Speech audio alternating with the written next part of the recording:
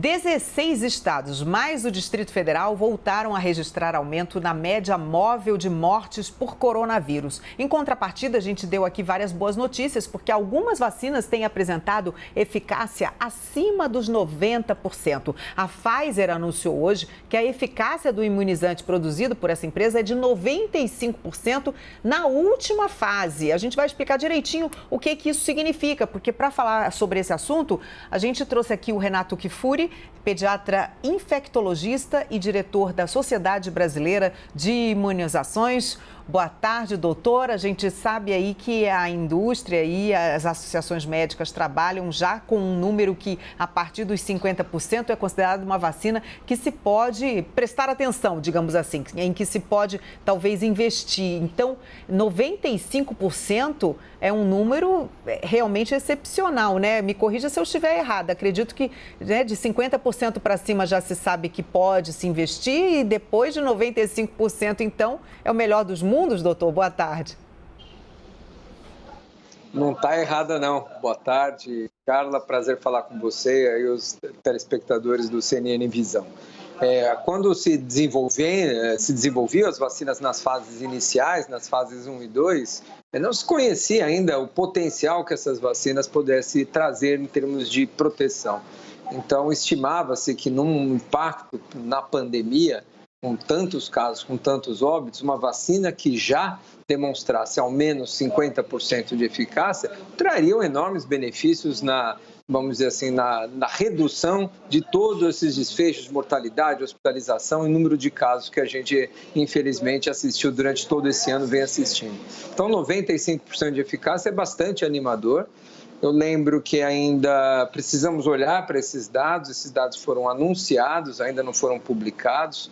Nós precisamos entender melhor que população é essa, provavelmente são adultos jovens, não sabemos ainda os desfechos dessas vacinas, o comportamento dela em idosos, em populações mais vulneráveis, mas de qualquer forma, olhar para um 95% de eficácia, seja em idosos, seja em adultos, seja para prevenir hospitalização, seja para prevenir formas leves, são números bastante animadores e muito otimistas em relação ao que a gente imaginava.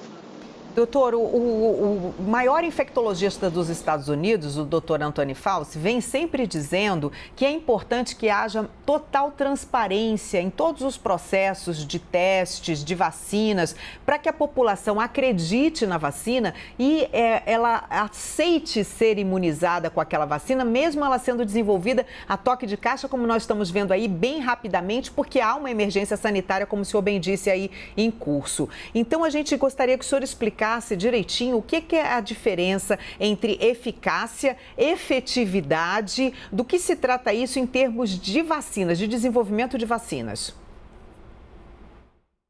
Excelente, Carla. Esse, sem dúvida, um dos pilares do sucesso de programas de vacinação é a confiança na população em receber aquela vacina, confiar no produtor, no produto, no ministério, nas informações de qualidade, são, sem dúvidas, ferramenta necessária para uma adesão da população a uma campanha de vacinação. Quando nós estudamos vacina, nós passamos por algumas fases e alguns dados são muito importantes para consolidar a aprovação de uma vacina. Um delas é o que nós chamamos de segurança. Então, a vacina precisa ser segura, não pode ter efeitos colaterais importantes que tragam prejuízos àqueles que vão ser vacinados. O segundo dado que a gente analisa antes do licenciamento, especialmente na fase 2, é se ela é capaz de despertar resposta imunológica, ou seja, se ela induz produção de anticorpos. E aí, uma vez demonstrada que ela é segura e que ela induz produção de anticorpos, a gente vai ver se ela é eficaz. E aí os estudos de fase 3 estão aí para demonstrar. Aí é a hora da verdade. Metade de uma população, de um grupo de estudo de voluntários, toma um placebo, metade toma vacina e vamos acompanhando, ver se o número de casos de Covid aparece com muito mais frequência naqueles que não receberam a vacina, receberam o placebo. Aí nós demonstramos eficácia. Aí não é uma questão de produzir ou não produzir anticorpo, protegeu. Vida real, protegeu e realmente esses indivíduos que receberam a vacina ficaram protegidos. E aí você pode licenciar. Então esse anúncio da Pfizer vamos dizer, dessa semana, compõe um dos anúncios aí que estão sendo feitos agora, nesta última semana, em relação à eficácia. Não é mais se a vacina produziu anticorpo ou não, é se proteger o indivíduo que a recebeu. E efetividade, só para finalizar essa sua pergunta, Carla, essa é mundo, aí sim é após a implantação. Então, quantos casos foram reduzidos, quanta morte foi prevenida. Então, a gente passa de uma eficácia que é dentro de estudo controlado para, no mundo real, de acordo com a cobertura vacinal, de acordo com os grupos vacinados, quanto a doença diminuiu após a introdução da vacina. Então, frisando bem, doutor, para quem está nos assistindo, são vários testes que demonstram que a segurança é satisfatória, que ela produz anticorpos, que ela tem eficácia contra a doença e, enfim, a efetividade que vai ser depois com dados estatísticos a respeito aí da aplicação, como o senhor disse, no mundo real, né? Já numa massa muito maior de pessoas, num número muito maior de pessoas. A Thaís Lopes tem uma pergunta, doutor. Oi, doutor Renato. Boa tarde, Thaís. Agora para o senhor. Bom falar contigo aqui no Visão CNN. Doutor Renato, minha pergunta é o seguinte, trazendo um recorte para a Coronavac, tá? Que se refere a voluntários especificamente nesses resultados que a gente vem acompanhando, voluntários na China, né? Na fase 1, na fase 2. Essa resposta imune pode ser diferente na população brasileira por questões genéticas? E uma outra pergunta que eu iria fazer também, quanto tempo mais a gente precisa para ter de fato, assim, a vacina contra a Covid-19, imunizando a população? Olá, Thaís, excelentes perguntas. Eu acho que esses dados de fase 1 e 2, que você bem frisou, né, que são dados da Coronavac publicados, não são esses dados de eficácia, são dados, de novo, de resposta imune. Então, muito bons, são satisfatórios, mas que não necessariamente se traduzem por proteção. Não basta simplesmente ter os anticorpos, eles precisam ser neutralizantes, precisam ser protetores do indivíduo não adoecer. Então, os estudos de fase 3 que vão demonstrar. O fato desses estudos com essas vacinas serem realizados em diferentes populações, em diferentes etnias, em diferentes faixas etárias, nos traz uma possibilidade de abrangência maior. É pouco provável que uma vacina tenha um comportamento diferente em relação às raças, né? Seja melhor em brancos ou em amarelos ou em negros. Então, provavelmente essas vacinas têm um comportamento muito semelhante entre as diferentes etnias. Eu não acredito que nós vamos ter grandes diferenças. Mas, obviamente, esse é um dado a mais que colabora com a universalização do uso dessas vacinas. Agora, Thaís, estimar um prazo, de novo, da gente ter a vacina para a nossa população, ele é dependente ainda de muitos fatores. Primeiro, da própria vacina, dos estudos, né, da conclusão desses estudos. Segundo, dos acordos que o Brasil vem fazendo, né? O Brasil tem esses acordos bilaterais com a Sinovac e com a vacina de Oxford, mas participa também do fundo COVAX Facility, onde a gente pode, eventualmente, ter acesso a vacinas de qualquer outro laboratório. Além essa semana, por exemplo, o Ministério da Saúde está recebendo produtores também para eventualmente fazer acordos. Precisamos ter cautela, porque qualquer investimento neste momento envolve riscos, porque nós não sabemos se a vacina vai ser eficaz, se a vacina será a melhor, se a vacina terá um melhor preço. Então, nos comprometermos neste momento com compras de vacinas que a gente ainda desconhece, seu preço, sua logística de transporte, sua quantidade, seus resultados em termos de prevenção, seja no adulto, seja no idoso, ainda envolve, certamente, são cenários que precisam ser melhor acompanhados. Então, o Brasil está muito bem colocado, mas vamos aguardar o caminhar dos estudos para que essas outras estratégias sejam definidas. Doutor, o senhor ressaltou bem aí que a Coronavac, que até já divulgou que tinha 97% aí de aprovação, está numa fase anterior ainda a, por exemplo, essa da Pfizer, que já está na fase 3, portanto, tem resultados aí já mais consolidados, né? Agora, eu gostaria que o senhor me dissesse, como o senhor é diretor da Sociedade de Imunização, quais seriam as vacinas que poderiam ser mais adequadas ao ambiente brasileiro, ao que o senhor conhece da nossa capacidade hoje de tocar campanhas de vacinação? Aliás, no que o Brasil tem aí dado exemplo muitas vezes para o mundo, né? Então, nós já temos uma tradição de imunização, uma estrutura de imunização, mas que essa estrutura, por exemplo, pode não ser adequada para algumas vacinas?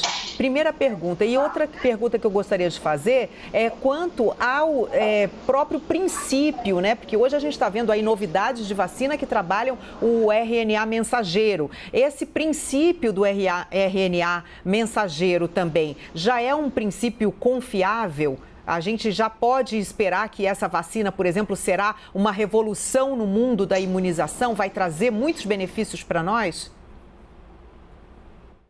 Ótimo, Carla. Eu acho que em relação ao nosso Programa Nacional de Imunizações, ele já completa 50 anos. Temos 47 anos de programa de imunização, que a despeito dos governantes, da política, vem se consolidando, vem com seu orçamento sendo incrementado nos últimos 10 anos, triplicou o orçamento, um orçamento que é maior que alguns ministérios, só para você ter uma ideia, Carla. Nós temos autossuficiência em produção de muitas vacinas aqui nos institutos Butantan e Biomanguinhos.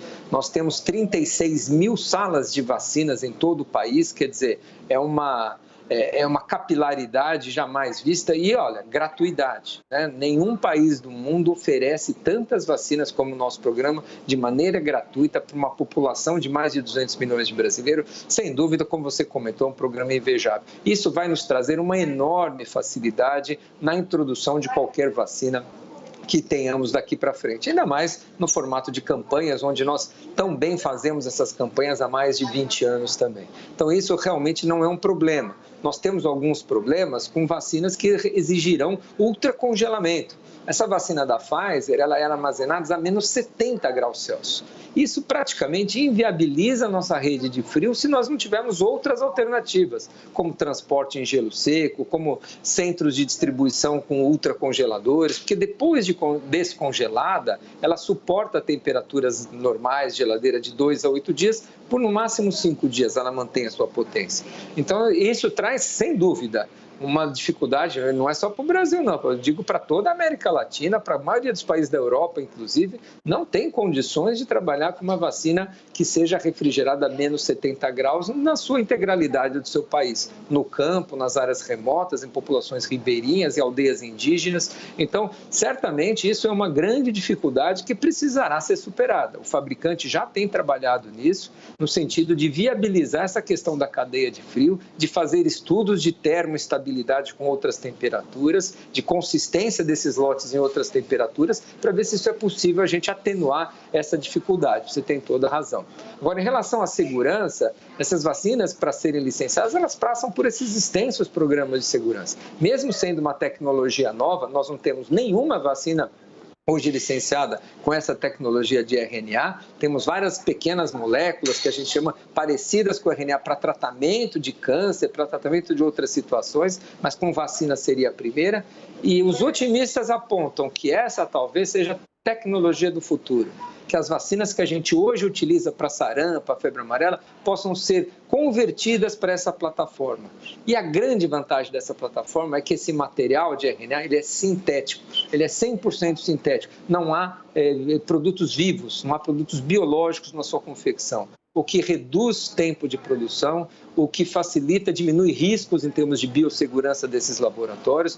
Então, se realmente for uma tecnologia que se demonstrar eficaz para o coronavírus e a gente puder expandir essa tecnologia para a produção de outras vacinas, certamente isso terá um ganho em escala, em segurança, em rapidez de produção para muitas outras vacinas, que será um ganho enorme. Mas isso é o futuro ainda. Vamos torcer para resolver o nosso problema do coronavírus primeiro, né? Torcendo. Muito obrigada, doutor Renato Kifuri, aqui pela sua entrevista no nosso Visão CNN. Uma boa tarde para o senhor. Boa tarde, Thaís. Boa tarde, Carla. Um prazer sempre falar com vocês. Obrigada.